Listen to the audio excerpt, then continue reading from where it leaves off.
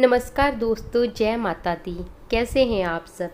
दोस्तों, हर एकादशी को अलग अलग नामों से जाना जाता है। इस बार 3 मई को जो है मोहिनी एकादशी है। विशाख मास के शुक्ल पक्ष की एकादशी को मोहिनी एकादशी के नाम से जाना जाता है। हर मास में एक एकादशी जरूर आती है और एकादशी में कभी भी चावल का सेवन नहीं करना चाहिए। इसमें चावल का सेवन वर्जित माना जाता है, जो नहीं खाने चाहिए। मांस मदिरा का सेवन नहीं करना चाहिए, तामसिक भोजन से बचाव करना चाहिए। तो ये वैशाख मास की शुक्ल पक्ष की एकादशी को मोहिनी एकादशी के नाम से जाना जाता है। तो जैसा कि नाम से ही प्रतीत हो रहा है, ये है मोहिनी एकादशी। भगवान विष्णु के मोहिनी स्वरूप की इस दिन पूजा की जाती है। इस दिन भगवान विष्णु की पूजा करने से सभी दुखों का, पापों का अंत होता है। एक बार श्री राम जी ने महर्षि वशिष्ठ से कहा कि गुरुदेव, कोई ऐसा व्रत बताइए जिससे सभी पाप और दुखों का नाश हो जाए। कि उन्होंने कहा कि उन्होंने सीता जी के वियोग में बहुत दुख देखे हैं। तो महर्षि वशिष्ठ ने कहा कि विशाख मास की एकादशी का नाम जो है वो मोहिनी एकादशी है। विशाख मास की एकादशी को मोहिनी एकादशी के नाम से जाना जाता है। तो उसके बारे में उन्होंने श्री राम जी को कथा सुनाई। उन्होंने कहा कि सरस्वती नदी के किनारे पर भद्रावती नाम की एक नगरी में द्युतिमान नाम का चंद्रवंशी राजा राज्य करता था और उस राजा का राज्य बहुत ही धन धान्य से संपन्न था। वहाँ पर एक पुण्यवान धनपाल नामक वैश्य निवास करता था, जो कि बहुत ही धर्म स्वभाव वाला व्यक्ति था और परम विष्णु भगत था। उसने नगर में बहुत सारे धार्मिक कार्य करवाए हुए थे। उसने भोजनालय, कुएं, जल सरोवर, धर्मशालाएं और पानी के प्रबंध लोगों के लिए, इस तरह के बहुत सारे निर्माण कार्य उसने करवाए हुए थे। और उसने बहुत सारे वृक्ष, पेड़ पौधे ये भी लगवाए हुए थे।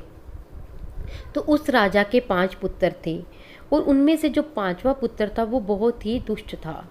उसकी बुद्धि भ्रष्ट थी, वह पापी था, वह एक दुष्ट प्रवृत्ति का व्यक्ति था।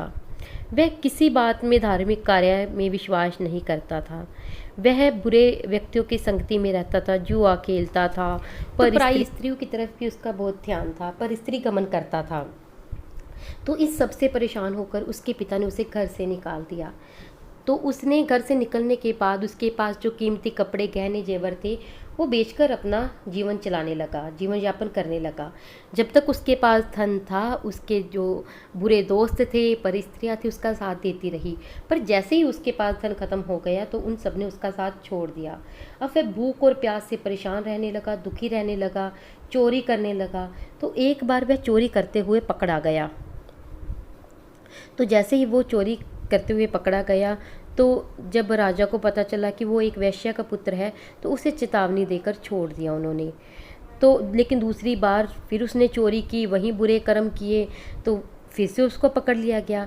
इस बार जब उसे पकड़ा गया तो उसे जेल में डालकर, कैद खाने में डालकर प्रताड़ित किया गया और उसे ये आदेश दिया गया कि वह नगर छोड़कर जो है चला जाए। तो वह नगर छोड़कर एक जंगल में चला गया। वहाँ पर पशु पक्षियों को मारकर खाने लगा और एक शिकारी बन गया। एक दिन वह भूख प्यास से त्रस्त होकर भोजन की तलाश में कौंडिन्य ऋषि के आश्रम में पहुंचा। वहाँ पर आश्रम में ऋषि गंगा स्नान करके वापस आ रहे थे। तो ऋषि के वस्त्रों के कुछ बूंदें उस व्यक्ति पर पड़ गई, जिससे कि उसको सद्बुद्धि प्राप्त हुई। वह हाथ जोड़कर कहने लगा, मुनिवर, कि उसने बहुत सारे पाप किए हैं, उन्हें पापों से छुटकारा दिलवाया जाए।